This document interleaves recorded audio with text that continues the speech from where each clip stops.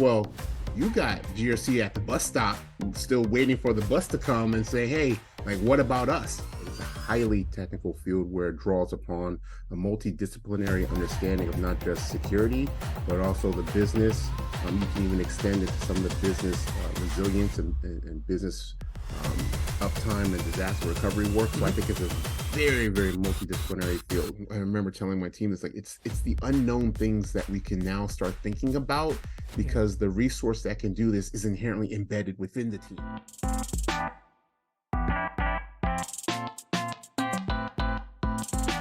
Welcome everyone to the GRC Engineering Podcast. So I have a very esteemed guest with me today, Charles Nwatu. Very glad you can make it to my podcast. Welcome.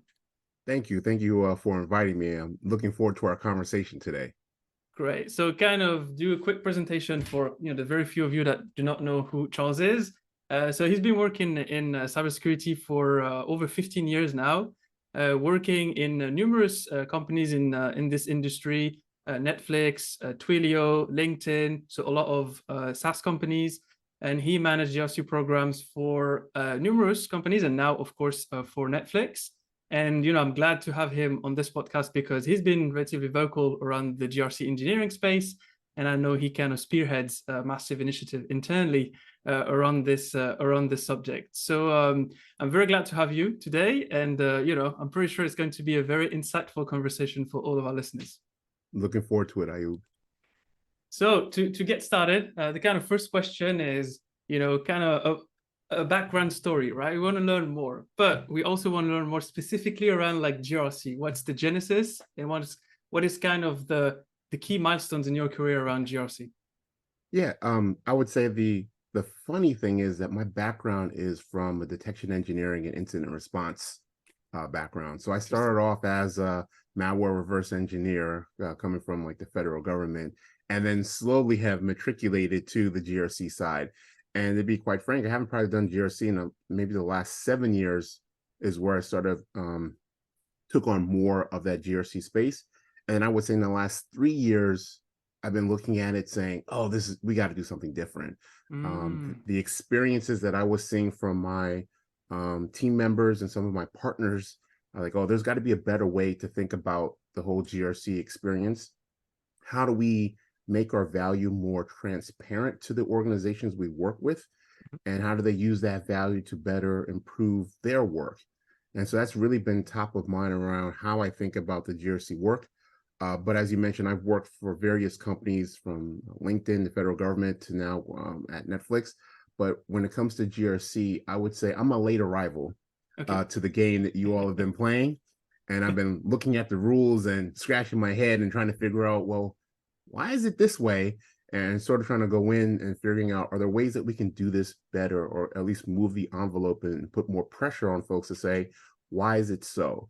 So that's probably my origin story with regards to GRC.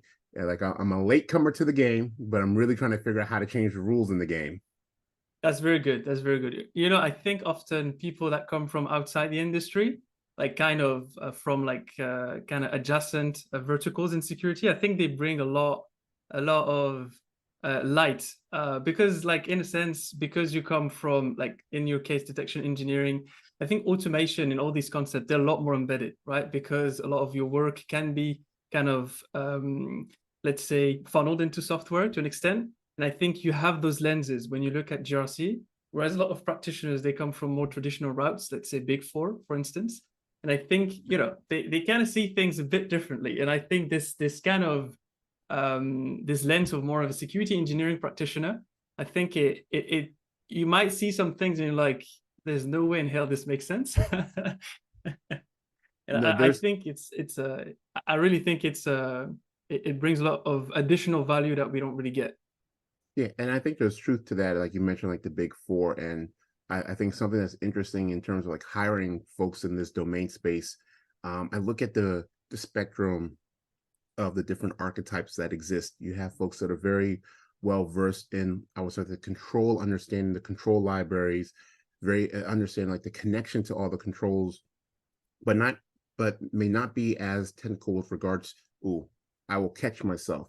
Like I'm very mindful of using the word technical because I do believe that GRC is a very technical field. what I would say is maybe the engineering principles that may exist from that archetype might not be the same as you would see in a software developer. Yeah, yeah, So I want to be very yeah. mindful of that, because I don't want to contribute to the language where some of the perception is that GRC is not a technical field, and I 100% disagree with that and think it is a highly technical field where it draws upon a multidisciplinary understanding of not just security, but also the business. You can even extend it to some of the business resilience and business uptime and disaster recovery work. So I think it's a very, very multidisciplinary field. So I want to be very mindful of myself catching that language of non-technical versus technical. Yeah, you're right. Yeah, I think it's, it necessitates a very specific skill set that, is at the junction of lots of different fields. And in and of itself, that is a technical skill, right? I think that is the case. I just think it's more like, as you said, like the engineering specific kind of technical. And I think often it's more technical understanding in terms of like the cloud environment and like some of the new ways of like developing software and shipping software. But that's very specific to if you work on the cloud or if you kind of work with like a more SaaS heavy environment. So it's less, yeah, it makes sense. Well, like, I agree with you. I agree with you on this. I mean, even in that case, even being more like a cloud SaaS dependent, I'm also thinking about, well, how do you evaluate controls that are declarative in nature? I mean, even if they're not from a SaaS or infrastructure point of view, are there ways to even think about the expression of controls in a declarative way that you can actually test against in a continuous manner to gain high level of confidence and assurance of your activities? I don't know if this is true in your experience, but in my experiences, when it comes to like audit season, it's like a defined time of activity where like, we go around, we just, we engage with engineers, we tap them on like, we need your time this quarter. How do I make that where it's just a continuous exercise where I can draw on that information or test against that information at any time? And that's really, I think, the driving factor around how I'm looking at this domain space as well. If these are things that are supposed to be values of it's there or not, or there's an output or not, are there ways that we can test and have higher assurance and confidence that it's happening? And if not, how do we then give that feedback back to the engineers, the developers, the business analysts, whatever they may be, to help fix that? Yeah, no. I completely agree. I think I think the issue is if you think of, let's say, compliance as something that is required for external certifications, then you don't, like in theory, it doesn't make sense to test more than once a year if you get only tested on it once a year. And I think shifting the GRC mindset towards like we're actually helping like test the security baseline of our company, which maps to external standards, but that's just let's say a positive externality. It's not the main focus. The main focus is to work with all of the CISO organization towards getting a more secure baseline. I think then in this case, like continuous control monitoring makes more sense, because you want to know if your controls are operating all the time, because you want to know if you're secure. But if you test them to satisfy an auditor, you have less incentive to test it more than once a year or once a quarter, depending on the cycle. Yeah, and that's the behavior I'm trying to figure out and understand and change. Yeah. The idea that, I think it goes back to the value add proposition of what GRC provides. And I think you touched on something with regards to compliance, like the set of controls and activities that give you an understanding of your security baseline. And the way I think about it, sometimes it's like the road signs that you have. If there are roads that tell you like, hey, you can take this corner at 45 miles per hour, like we've tested it, we've crash tested, like there's a built-in tolerance and risk appetite that you can go. But without that signpost, the business then has to each and every time it makes that engagement determine, well, is it 55? Is it 35? Is it 75? Or is it 15? So if we're able to provide the controls and provide the signal back to the business, like, hey, you can do this activity every time because we have high confidence that when you do it, we can audit, we have automation, we have the audit logs, we have all the supporting detail and evidence that allows us to move faster. In fact, I actually think having proper controls, testing, and validation can move things faster. Yeah. There's a concept I've been playing with, and some other folks I've talked to, the idea of like quality assurance and compliance, like the idea of defects, bugs, and having good quality as a sign of security baseline maturity. I'm interested in your thoughts also about this. Yeah, I really think it's a good concept. I think I think taking it this way, I think makes it, because like QA is a central part of the development process, right? And I think like making GRC like similar to this to an extent, I think actually it makes it more like embedded in the process, because the main issue, I really like the road sign analogy, because I think the main issue is because you test once a year or only focus on external certifications, like if the business wants to leverage like your outputs, there's nothing of value, right? There's nothing that can help me make decisions because it was point in time anyway. Yep. And it could have not been working effectively just before and just after. Yep. And often that's the case, right? Like every company is compliant on certification day.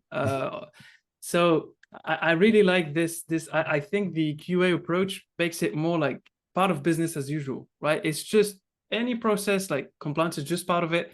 And because it's part of it, if you went through it, then you can take more risks because you know your baseline is covered because you went through this already.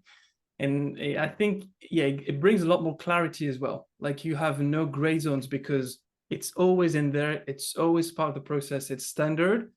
So then when you go through and you add new features and you have a lot of velocity, then it always makes like a lot of sense to think back and say, okay, but I went through all of this. So I know I'm still good on that front. Let me tackle it. Like I appreciate the insight because you mentioned gray zones.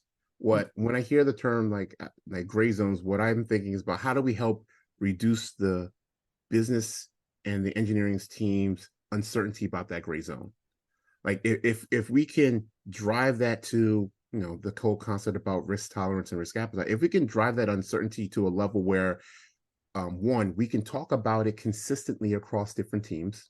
We can reflect that information, whether it's quantitatively or qualitatively, to different parts of the teams in the business, and then use that as a signal and decision making across different teams and within teams. Yeah. I think then it goes back to the value proposition of seeing GRC as an enabler of business that can be continuous delivery, that can provide a reduction of uncertainty to enable the business to take more risk, or realize when the business is taking too much risk around control state or even control baseline standards, and say, oh, we need to pull back or reinvest or invest more with our resources personnel to sort of drive down that exposure.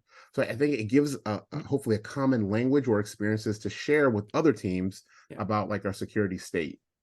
Yeah, exactly. And I think if you don't like the issue, if you try to do this without like re-architecturing the way you do testing and like having this more kind of continuous approach to testing, is that when you have like a way that is embedded that looks a bit more like QA, you have a lot more like metrics and reporting that is available because you leverage some of those tools that give, like, you can spit out information, you can ingest it, and then kind of like display them as dashboards, for instance. But if you rely on screenshots and like external ways, like there's no way it can scale.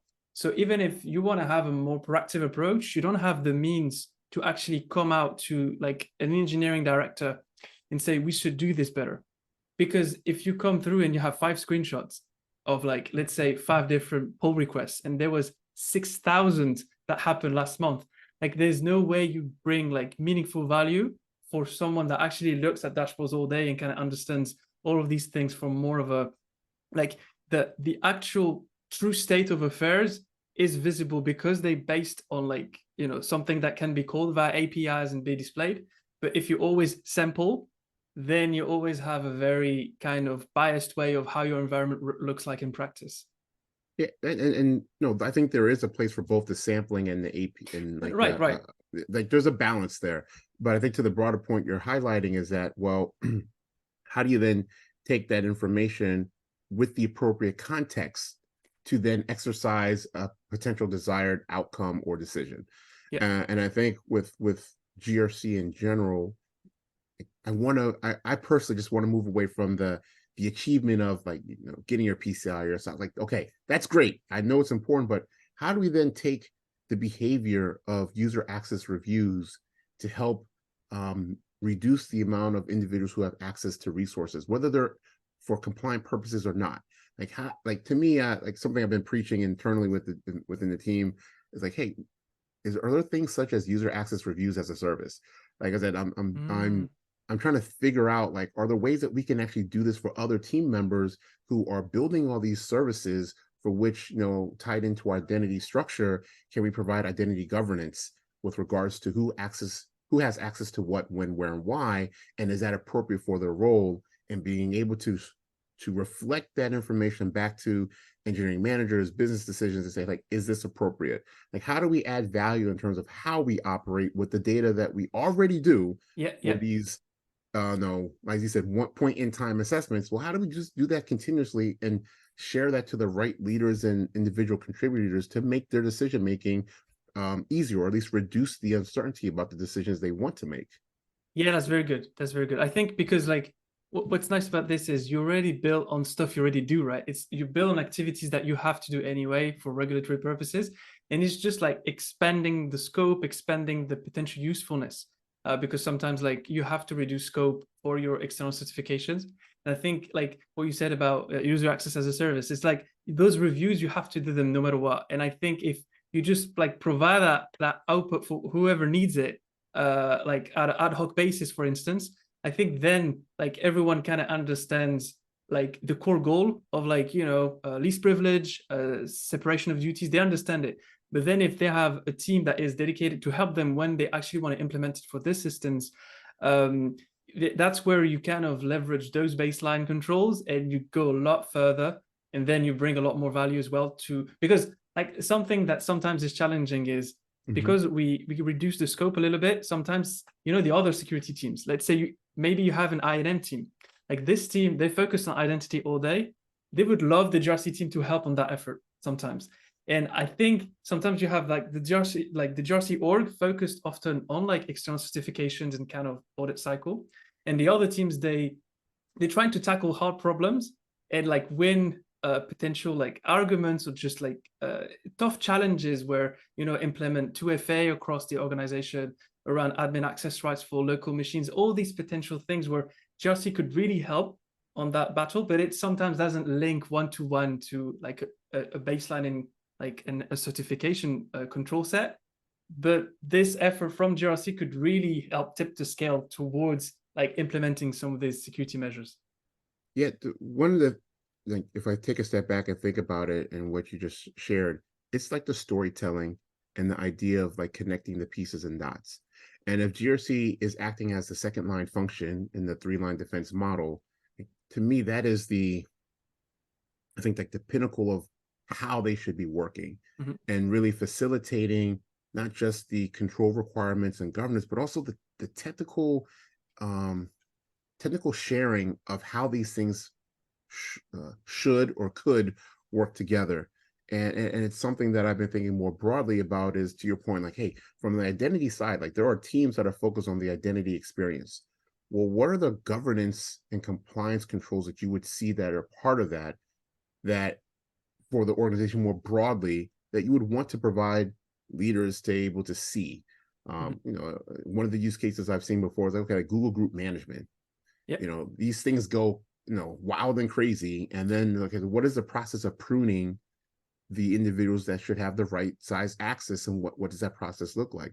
What Mhm. is the threshold that we would do before we actually have to do some type of review? Because another thing about GRC, it's not just control evaluation for external auditors, it could actually be control evaluation for what you apply to yourself as a Yes. business, Yes. and the tolerance that you hold as a business, and just keeping yourself accountable and demonstrating that accountability through graphs, measurements, data points, quantitative, qualitative metric points to the business.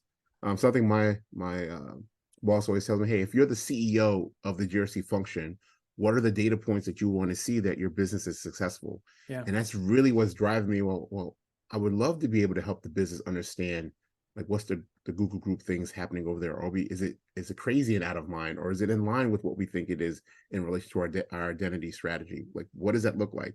So it's really forcing me to think about, well, as the CEO of this business, what are the true data points outside of the yes, we passed our audits. Like Yeah. what are the true business things and services we can provide back to the business that allows them once again to reduce their uncertainty when it comes to decision making? Yeah, that's it. And I think in a sense, right, you spoke about 3 lines of defense. I think in a sense, if you understand like the second line, to an extent, I think it kind of adds a kind of an advisory layer to the second line, because like, of course, like the second line should, verify what the first line is doing, kind of how controls are operating, and the controls are managed by the control owners. But in a sense, like, because we have that broader understanding of GRC, because of that, we understand, like, we work with HR, we work with finance, we have that very broad understanding. I think often when we go through and we have like remediation plans for XYZ findings, and we work with the control owners, I think sometimes like our input can be like a lot more valuable just because we have this lot broader view, right? And we can like we need to have that independence, but at the same time, I think especially in smaller organizations where in financial sector sometimes it's very well like kind of defined. I think in smaller organizations sometimes they actually need our help in terms of like how you want this remediation to go through, like what's the potential things I don't actually think about on the day-to-day because I'm very kind of heads down, like what should I think about when I architecture, let's say, this new process. So I think it's kind of, you need to go above and beyond a little bit, but at the same time that's where it actually becomes really nice, because that's where you have a value that also transcends just like the short-term objectives and go more towards like really helping the security posture. Yeah, I think about the word leverage. I think the institutional knowledge that GRC practitioners can have about the business, that can have about the security state, the engineering practices, the business and financial practices that exist, the continuity aspects. How do you bring all those functional areas in a way collectively together that allows your engineering partners to understand the implications of decisions they're making, along with the business side, and then adding value to your directors, your CISOs, and everyone else, saying, okay, this is the landscape for how it exists with regards to our controls, our control maturity, our control state, our resilience, like all of that. How do we put that together in a way that makes sense for leaderships to view as, once again, like as the CEO of this business area, how do I know that we're in good shape? Yeah. That's probably like a driving question that just Mhm. keeps running on top of my mind. No, that's a very good question. I think it's one of the kind of cornerstone question. I think like it serves as a good guide when sometimes get a bit straight, let's say, on where you want to go. I think sometimes like having something that puts you straight up in terms of like what value do I add. I think then it ensures you still have that kind of that milestone in place, that where you're going, because sometimes like we can get a bit lost in the nitty gritty and forget why we're actually here. I agree. So what I wanted to ask you is, could you give me like one example of like, especially as you came from like a different vertical of security, what is one example of like, let's say a process, for example, in GRC, or a way things are done that surprised you a little bit, coming from like an adjacent field, and like how potentially you solved it in your own experience, if you had the opportunity to. So I would say I'm not sure if I've solved anything just yet. I think I'm in the practice of solving and experimentation at large. And I think one of the things that really jumps out at me are two things that I mentioned earlier. The whole idea of like user access reviews. Mm-hmm. The idea that we have all of these identities, we have all these systems, we have all these SaaS platforms. Like, why are we doing like various screenshots and points of time for lists of users? I didn't really understand, and I'm coming in from the outside like, so what does this actually solve? Like, what is the actual intent of the rule or regulation and control? And then how do we go about applying that not just to meet that intent, but is there a broader application of this control that can actually help us understand, as you mentioned before, our security state or our security baseline? So what I've been doing now with some of my team members is we're trying to evaluate various platforms as to how we can do or build this concept of like a user access review as a service, where we have a platform where teams could hopefully just plug into our API service and run the reports or queries to get the data that they need for their systems. And in return, if they're emitting the data that we need, we could do our reporting and our validation without having to engage directly with our developers and engineers. So it's, to me, it's a mutual benefit for us to think like that and to scale that that concept. The challenge is, you know, and this is what I faced in many places when it comes to GRC, like when it comes to rack stacking the work, like we just fall always just below the line, like in terms of like getting the development or resourcing needs. Yeah. Because you know there's things of other priority, and that's sort of forced me, I would say, in the past couple of years to think about how do I anchor the DevOps thinking that happened in the DevOps security space, because you know you always hear like DevSecOps, DevOps, and all this other mashing of those three terms, and I've always felt, well, DevOps left GRC, because if security was already behind the developer experience, I would say GRC was already behind security. And if security basically took a leap with the DevOps experience to be as close to developer engineering experience, well, you got GRC at the bus stop still waiting for the bus to come and say, hey, like, what about us? And I think that what about us is really pushing me to think about, well, what are the type of archetypes that we need? What are the new skill sets that we need to transcribe our controls and conditions in various, whether it be declarative languages or approaches that allow us to integrate or build systems that other developers can then use to get some type of GRC validation, or as I like to call it, assurance activities, because GRC, as to your point, can be seen as a state in time. To me, the assurance activities are the continuous concepts of, do I have trust? Do I have confidence that the things that we say that we do through governance, compliance, and controls and risk are actually happening? So I usually say like GRC plus A, because the GRC without the assurance activities is just, it's a half equation. It's not solvable. So I really like to push the construct of, as GRC is one element, the assurance is the other, and those two things together provides you the confidence around the activities and state of what you say we do, and the data and evidence that supports or doesn't support what we say we do. That's really interesting. I think with DevOps, I really think, you know, security before, right? It was, you know, with the age of waterfall, different approaches, you had these gates, right? And security, it was relatively easy to get embedded because it was literally a gate and you either passed or didn't. And with DevOps, like, everything is a lot more fluid, and especially like we see overall in software, like the developers, they're getting more and more power, right?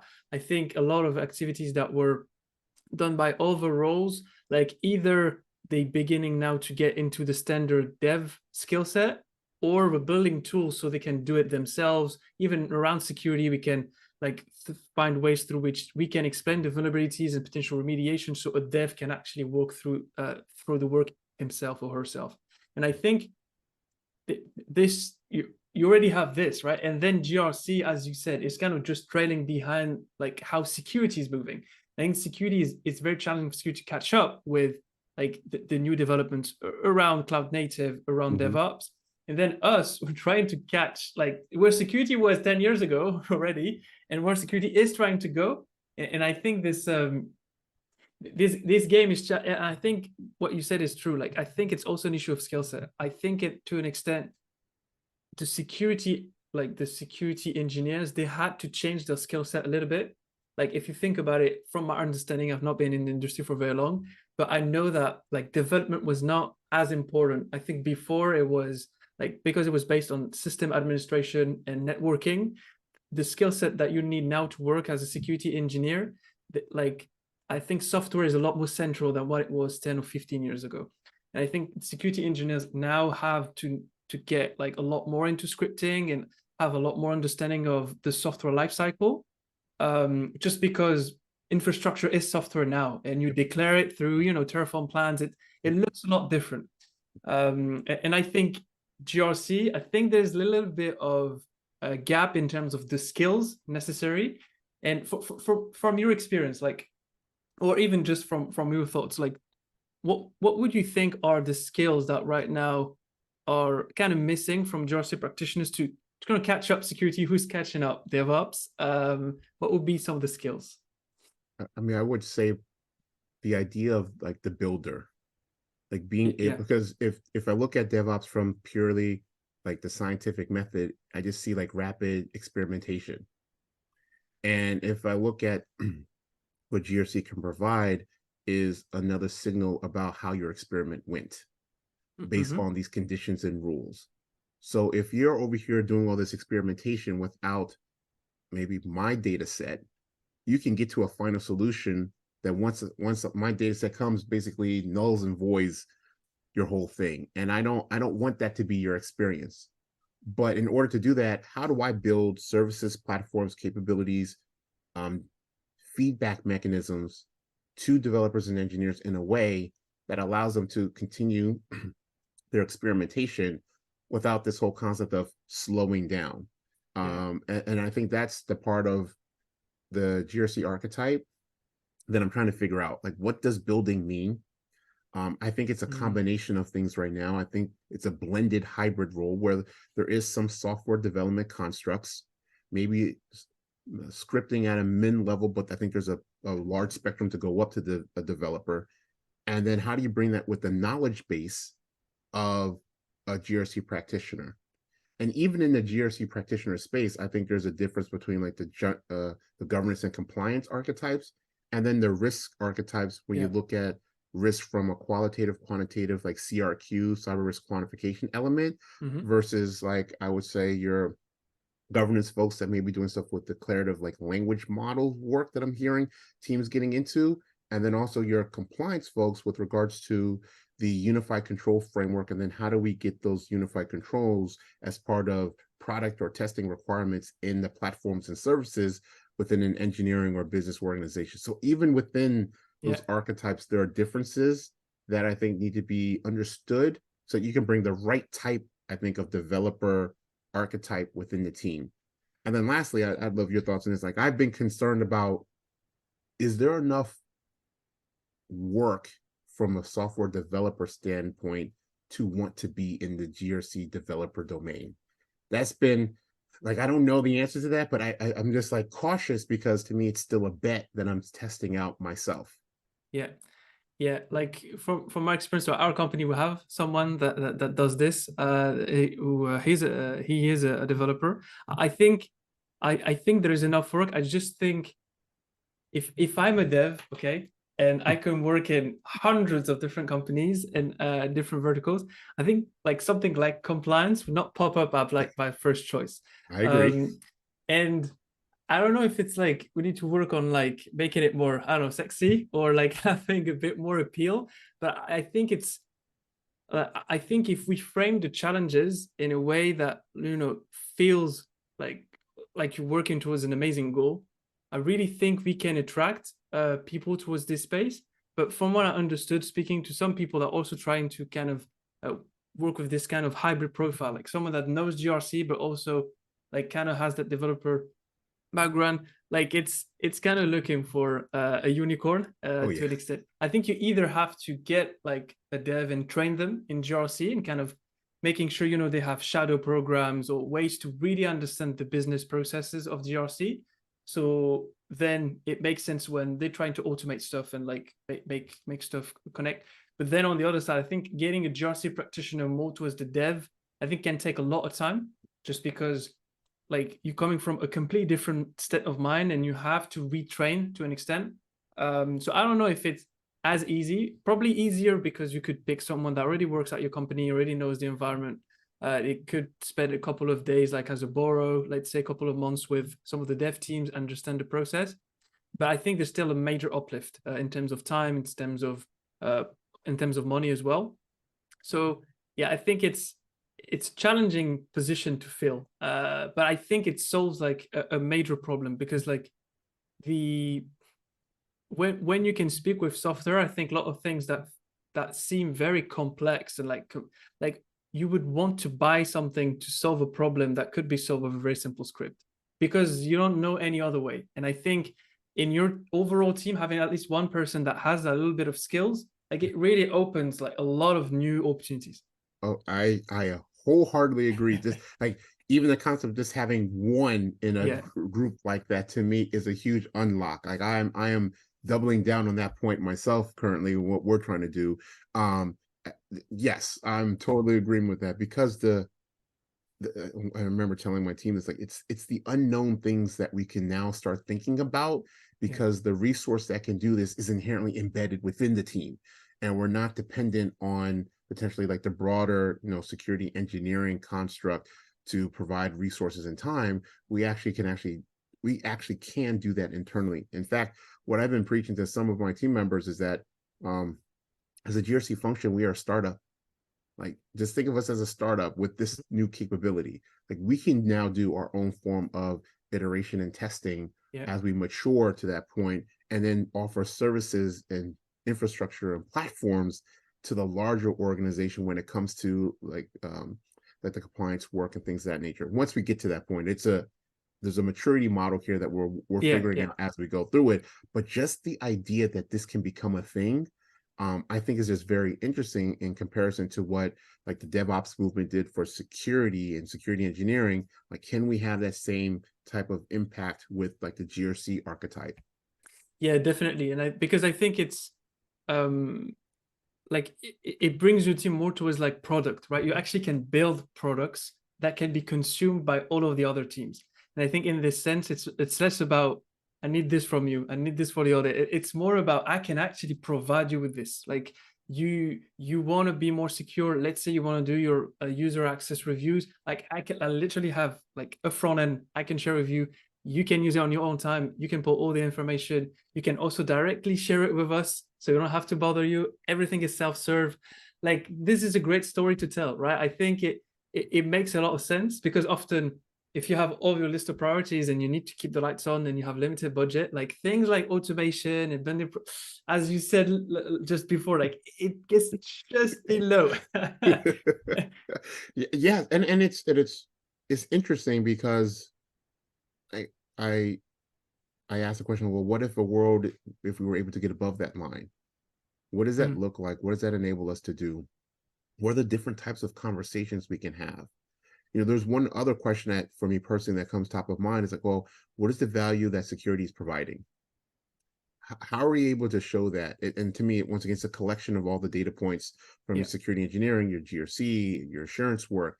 But if our data is not available in the larger platforms of things, and it's transactional, or it's driven through whether it's checklist or conversational, it is hard to carry that context into maybe more data driven or pipeline driven or automated workflow yeah, driven work, because it's that then our data. And I'm trying to say, well, let's put ours with the rest of yeah, the data lakes, the data models, the data pipelines. Let's get our data there so that it can actually be used by other teams. In fact, we might not even know what other teams may look to build from our data, mhm, but having it available at least gives them the opportunity to explore. I would go and venture that right now there are GRC teams that got great data and inside various platforms and services, but I would go on a limb and say that's probably for their use. yeah, Like, we're not unlocking it for other teams to even explore, yeah. let alone potentially build use cases and things of that nature. I'll ask you this: when was the last time you heard of a GRC hackathon? Never. Exactly. But you see security engineering and DevOps teams all the time just throwing together hackathons to just enable people to think differently Yeah. around the data or explore what else could we do that benefits the business. Well, GRC is no different. Yeah, that's very true. That's very true. I think this more of a like creative mindset and find new ways to make connections. And I think like on the data side, like if you think about it, it's a two-way system. If you put all of your data, everyone else could consume it and do something out of it. But also you could take some of the data from the other teams and kind of enrich the GRC data and have like even more insights, and combine some inputs from your program with, I don't know, like status monitoring, or like things pulled out of Datadog or something else, and kind of have a very complete picture and get new insights, right? I think it's a lot.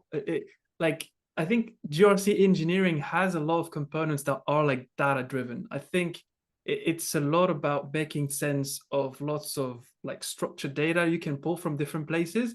But once you pull all that data, like what can you do with it? You have lots of JSONs everywhere. Like how can it make all of this into something that makes sense for the business?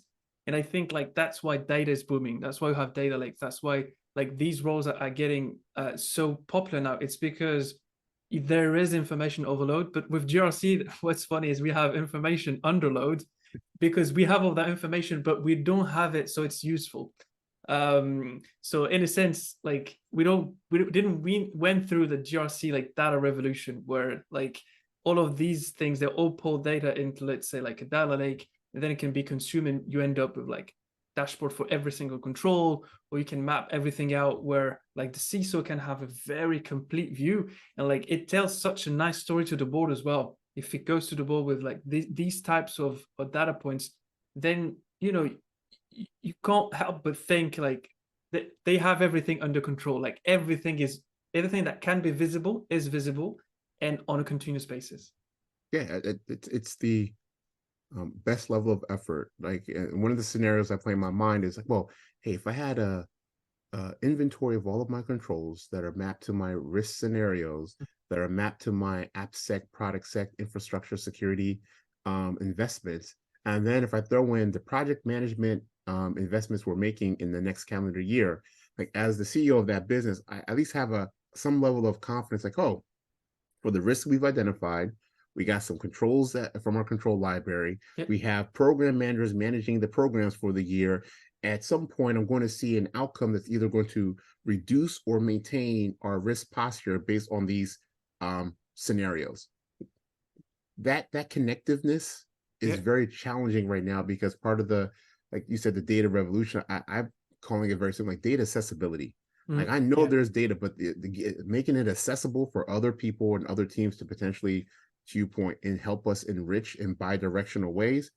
I'm looking to explore those types of relationships more, because there are great stories that we're unable, let's say, I'm unsure that we have the ability to tell rightfully, because of some of the hurdles that exist within the domains. Yeah. That's true. It's like sometimes you don't know what you don't know, right? I think like if you saw that data, if you were able to make sense of it, then there would actually like be new ways through which you could showcase your value, but you just can't, because you don't know how to pull it in. And that's where what you said about like when you have one individual that can do some of that work in your team, then all of these new connections in your brain, like they get fired up because you have so many new ways of showcasing your impact. And I think that's really what data brings to the table, because data is underpinning this whole like continuous approach. Because to get a point in time assessment, you don't actually need that amount of data. You need some populations, right? But it's less about like this continuous stream of data that gets ingested and that gets then like spit out in a way that can be consumed by everyone. So it's we get into like dream territory. Yeah, you were going to take the words, like I'm like, that's the dream, that's the goal. And I also think it helps, whether the perception is true or not, but I think it helps reinforce that GRC is another technical domain within the security umbrella. Yeah. And that, for security to succeed and for GRC and assurance to exceed, like we have to have those at least similar skill sets to explore and expand upon the currently enriched data that we have. And how do we just make that more available to allow the creative individuals across the spectrum to start asking different questions about that data, and hopefully unlocking new capabilities, new services that we can then help. And we didn't get too much into this, but we can also help the auditors and their understanding of, okay, look at this experience. This is what we're showing you. These are the gate checks and rules and the immutable nature of how we operate. So to provide you an outcome of evidence for this particular check or this particular requirement, like let us help educate, because it's a bi-directional education. I think with auditors, we're like, Mm-hmm. okay, let me understand your concerns and controls around the controls, and let me show you our process, programmatically, technically, auditability, and everything else, how as to how we do it. So you would say, in the sense, like, we also have to, because in a sense, like, audit is a key part of the process, but would you say, like, the auditee is also to drive some of these, because sometimes you're like, okay, I can do all these changes, but like if my auditor doesn't care about Yep. any of this. But sometimes I think it's also push and pull. I think sometimes, like, we, especially with smaller firms, I think you also have the opportunity to tell your story, explain how you do things, how is actually better than the traditional methods, and push your auditors towards like accepting a different kind of evidence, and like a more continuous approach to testing. And then, like, once they kind of accept that approach, then the industry can like slowly move towards this as like an accepted way of being tested. Yeah, and then I think you're starting to see some of that. I know with PCI v4, there are some new things that allow for some custom control, like that. That personally, I was excited because it Mm, allows us to show off, like, oh, we got some great things that we can do. Let's go figure those things out now. It gives us a license to be somewhat creative because there's a broader and potentially in a broader embracing of these types of creative controls with the technologies that exist, that provide not just control value, but also business impact and value, security baseline measurement value, etc. no, that's very true. So I have a funny question for you. Okay. If you could solve one problem in GRC right now, magic one, just give you can only use it once, what would you solve? Hmm. That's a good question. I would basically make all of the archetypes have the ability to have the develop and be Oh, developers. I would solve all the individuals at the developer standpoint, that they can build and develop solutions and everything else. oh, well, that's very funny. So yeah, the way you would solve it is you literally give everyone that skill set, that additional skill set. That's, yeah, we could train all of them. That's actually like that. That's actually something that potentially could be feasible, to an extent. Even now with, like, I don't know how easy it would be with Gen AI. I think at some point, like, you would need less of a complex skill set to get started, because you can Yep. get that added kind of, that added help of Gen AI for specific use cases as it gets more and more accurate. Yep. So potentially could be a magic one hidden, in Gen AI. There's some interesting work that's happening in I think the Gen AI space with regards to GRC and assurance, and some various leaders that are like exploring that. But once again, Yeah, like the leaders that I've talked to, they also have individuals that can sort of do the heavy lifting around the yeah, LLM work and everything else. But if you don't have that, you can, I think you can see the possibilities. It's just, well, how do I get there with potentially the skill sets that are around me on the team, and am I missing some of those skill gaps to even do even basic testing, yeah. and experimentation around that? Because I do think there's something there. It's whether or not you have the right resources there to expand and dig into the technology. Yeah, no, that's a very good point. Definitely something I would have said as well. Something that could, because you would solve the underlying thing that would solve everything else, right? In a sense, like, The you broke the foundation. game. Exactly. That was very smart. No, that's great. So yeah, I think that's it. I think it was a very thoughtful conversation. I think we went through a lot of different topics. But I think what's very good is, like when I hear you speaking, I think it's always like a lot of food for thought, because like it's always at the limit of like what's currently being done and what's possible. And I think you're very good at thinking just at the edge of like what's the state of the art and what could be the state of the art tomorrow. So it's very inspiring. We get a lot of like, I want to start right now and think about new things. and like trying to find ways to solve some of these problems, because like I really like that interaction between like, you know, the as is state and the to be state. I appreciate that, I really appreciate it. I think with folks like yourself, pushing perspectives on LinkedIn and other various like GRC leaders, I think the onus is on us to have these conversations more broadly, to challenge ourselves to say like, what can we do better? And then also, like I said, I think there's an education component about like our auditor experiences and how can we help them be a part of this conversation too, because as you mentioned earlier, if you come from the big four, there is an archetype that exists and it's very well known. And so how do we also help the broader community think about this as we're looking to push down in this GRC engineering and assurance construct? Yeah, definitely. No, that's there's a lot of stuff being done now in this. So yeah, all this is very exciting, and looking forward to having you again, you know, and Thank discussing again. Cool. Yeah, And really enjoyed discussing, and yeah, wish you the best. thank you. Have a wonderful day, and thanks to everyone for listening. Take care. Bye. All right, bye.